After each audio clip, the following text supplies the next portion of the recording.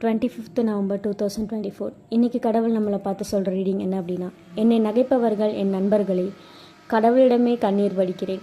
ஒருவன் தன் நண்பனுக்காக பேசுவது போல் அவர் மனிதன் சார்பாக கடவுளிடம் பரிந்து பேசுவார். யோபு 16:20-21.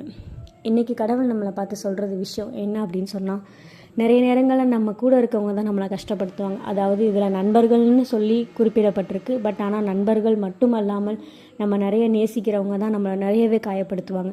நம்ம ஒரு விஷயம் நம்ம எதனால் நம்ம காயப்படுறோம், நம்ம ஒரு விஷயத்தை எதிர்பார்த்து அவங்கள்ட்ட இருந்திருப்போம். அந்த ஒரு விஷயம் நம்மளுக்கு கிடைக்கல அப்படின்ற பட்சத்தில் தான் நம்ம நிறைய காயம் அடைஞ்சிருப்போம். நம்ம நிறைய தோண்டு போயிருப்போம்.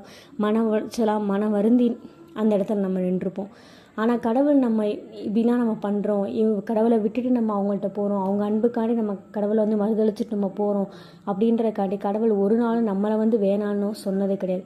மகளே மகனே, எந்த சூழ்நிலையில் யார் உன்னை கைவிட்டா